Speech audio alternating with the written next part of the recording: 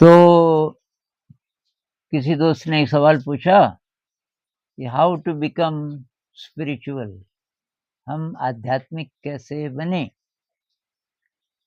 तो आध्यात्मिक तो हम पहले से हैं भाई, हम तो विशुद्ध आत्मा हैं। देखा जाए तो आत्मा का ही एक्सप्रेशन ये शरीर है। लेकिन जब हम बोलते हैं कि भाई आध्यात्मिक, इस आदमी की आध्यात्मिक यात्रा है और इसकी तो लगती नहीं, तो हम क्या कहना चाहते हैं?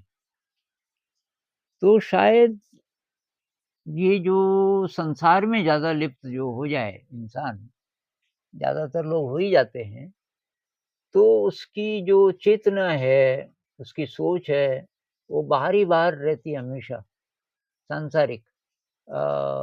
जैसे कि जॉब के बारे में कोई सोच रहा है, पैसे के बारे में सोच रहा है, ये रोटी, कपड़ा, मकान, और फिर साइकोलॉजिकल चीज़ें कि भई जिनके पास रोटी, कपड़ा, मकान है तो और सोचते हैं कि मैं फ़ेमस कैसे हो जाऊँ, मेरा नाम हो, कोई आर्टिस्ट है तो मेरी और ज़्यादा वाह-वाह हो, ये तब इस तरीके की चीज़ों के पीछे पड़ जाता है।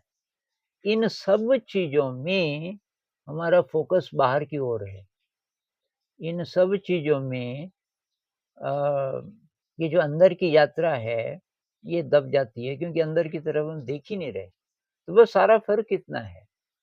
अगर हमें ये बात समझ आ जाए कि बाहर संसार से हमें चीज़ें चाहिए, जब तक ये शरीर है, रोटी चाहिए, कपड़ा चाहिए, मकान चाहिए, अ, और थोड़े बहुत संबंध ठीक-ठाक चाहिए, कोई अच्छी जगह हो, नेचर हो आस-पास।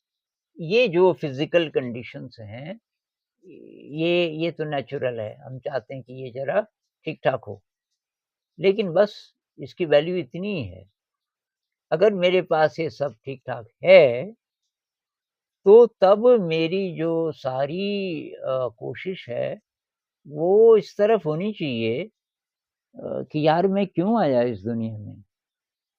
ये ये धर्म कहाँ से आए? ये संत लोग क्या बोल रहे हैं?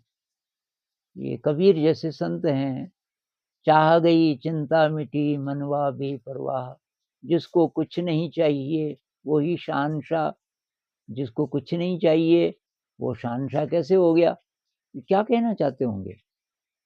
बुद्ध कहते हैं दुःख का कारण तृष्णा है, डिज़ायर है। डिज़ायर का मतलब कि मेरे पास ये नहीं है, ये नहीं है, ये नहीं है, और बाहर की चीज़ों से ही मतलब होता है। सारा फ़र्क बस इतना है। अगर आपको ये भनक पड़ गई कि शायद जो सैटिस्फैक्शन है, जो असली खुशी है, खुशी भी थोड़ा कन्फ्यूज़िंग शब्द है, संतोष की फीलिंग, संतोष की फीलिंग कि भई बाहर-बाहर मुझे अब ज़रूरत नहीं ज़्यादा हबड़-दबड़ करने की, मेरे पास है, ठीक-ठाक चल रहा है सब। और अब आपकी जिज्ञासा इस तरफ है, ये संत लोग क्या कह रहे हैं? क्या आत्मा होती है? ये मेडिटेशन क्या होता है? ये आजकल काफ़ी, जब से कोविड आया तो मेडिटेशन तो काफ़ी पॉपुलर हो गया। तो ये क्या चीज़ है? इसको करके क्या होता होगा?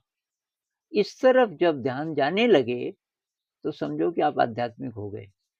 और तब आप कितने आध्यात्मिक हो सकते हो? तब उसका डिसिप्लिन है, अध्यात्म का डिसिप्लिन है, तब उसमें देखना पड़ेगा अंदर की यात्रा में क्या-क्या सहायक है।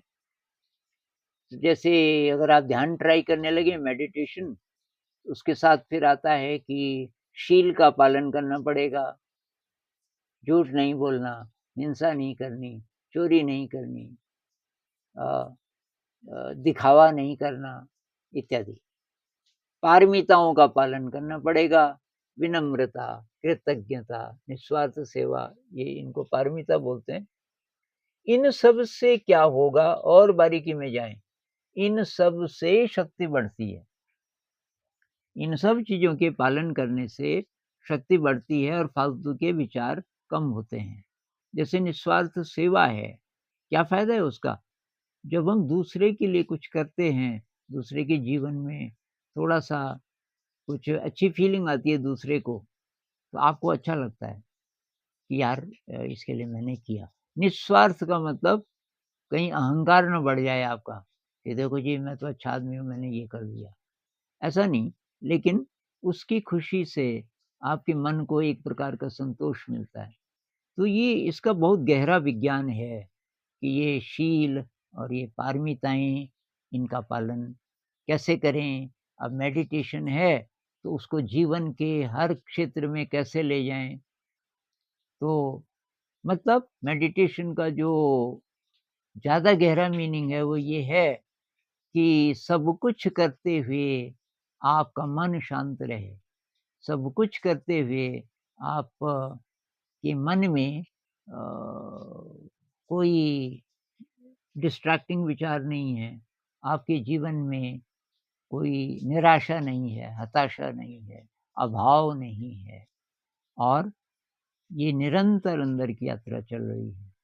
इस पे और बात करेंगे कभी, लेकिन फ़िलहाल बात दिशा की है। अगर आपकी दिशा अंदर की तरफ हो गई, मैं कौन हूँ? मैं कहाँ से आया? क्या पुनर्जन्म होता है?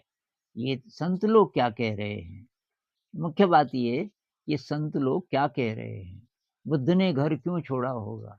इस प्रकार के सवाल जब आने लगते हैं मन में, तो समझो कि आपकी आध्यात्मिक यात्रा शुरू हो गई।